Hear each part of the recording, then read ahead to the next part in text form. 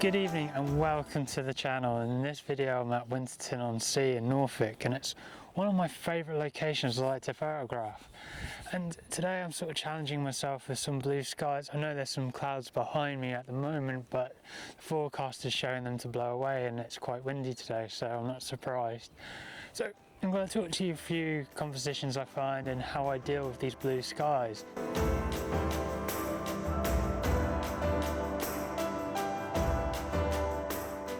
I've sort of found my first photo, and as you can see I've put my jacket on because this wind is picking up and quite cold.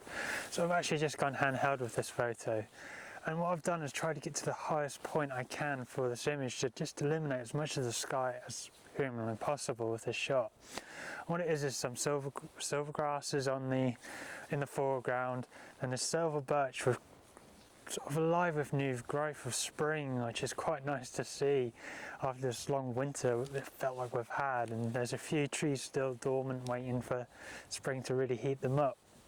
So the settings I've got is 1 of 200 of a, well, 250 of a second, f7.1 just to create some depth behind the main subject, to sort of give it sort of a separation a bit. ISO 320 just to cover myself with the hand and a high shutter speed. So I'll show you this image and then we'll just go find the next one. As I'm looking for my next composition, I thought I'd talk about why I'm out here and not the sort of typical conditions for a landscape photographer, and that is I've had a little bit of a break with spending time with family, doing jobs around the house and stuff like that. So I thought it'd be nice just to get out and practice our craft as a photographer. You know, it's a skill that we got to keep going at to learn even more from finding subjects we like to photograph, and even the skills as a photographer.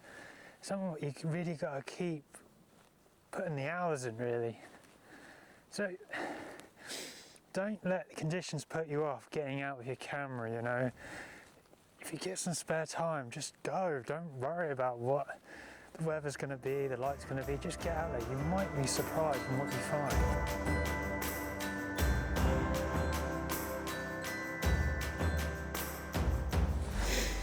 So what I'm doing now is actually looking for some natural framing of this big sand dune, which is behind me over there. And that's another way to create interest into the top half of your frame when you've got sort of clear skies with not much cloud to catch the light. So by looking at trees and stuff where you can find a natural bend to create a frame around it to fill the sky with interest. So I'm going to keep walking down this path and hopefully I find one. I did find one a few years ago, but I can't actually remember where it is. So I'm going to keep looking, hopefully I find it, if not.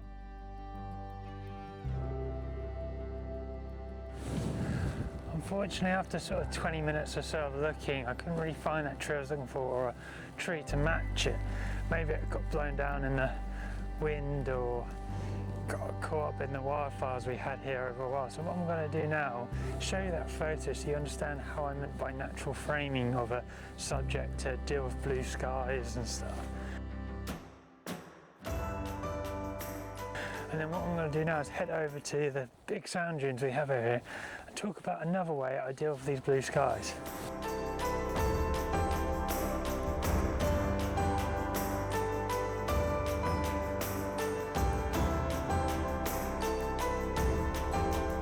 We're now at the top of the sand dune, so let's talk about another way I deal with these blue skies. And quite simply, it's just embrace the blue skies, make it part of the composition.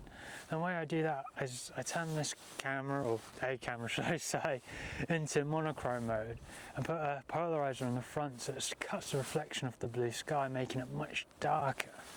With doing so, you concentrate more on the contrast of the landscape, especially now it's coming into golden hour, quite to the peak of it, should we say, this warm light glowing over the landscape. By doing so, you're creating contrast as the main interest to the main interest on your subject. So what we're going to do is take this photo, and this is one I've sort of framed up is 13th of a second, f11 ISO 100, focusing on the big sand dune I'm focusing on. And and hopefully one day I'll be able to get the gear together to show you the back of the camera. I actually haven't found a way of doing this comfortably yet, so hopefully that will come in time. And please let me know how you're finding this sort of content of basically just going through techniques I use, because now it's coming up to sort of the summer and the longer days. I'm going to be able to get out of my camera more after work, and I'm planning on bringing you guys along with some of those shoots, and maybe upping up to 2 videos a month if my sort of schedule allows us. So please leave a comment below and if you like it or not, and if you are liking this channel, please subscribe to the channel and give this video a like if you're enjoying it. So as the sun's come down, I'm actually just going to sit here and sort of camp a bit around on these sand dunes, and I'll show you the photos as I take them.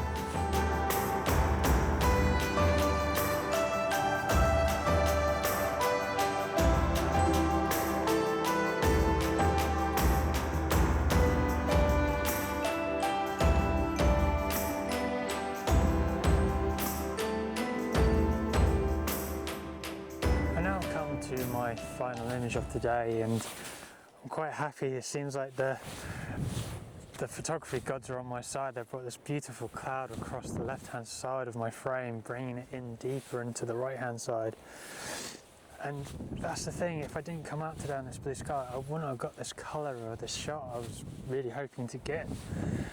And that sort of proves that just get out when it comes to. So let's talk about this image, and then I'm going to call it a day after this. So what we've got is some nice grasses on the left hand side of the image, and then the main big sand dune on the right hand side with the sea behind that and this beautiful sky and sand paths to help leading the eye through. I'm shooting this out of a ½ a second shutter speed because I want to show the wind movement in the grass to sort of show how cold it was this night or this evening as I'm photographing with f11 to make sure I get as much as acceptable focus and sharpness, and then ISO 100 to get the most dynamic range, because it's quite a few colours coming in this shot. And so yeah, on that note, I'm going to show you this image.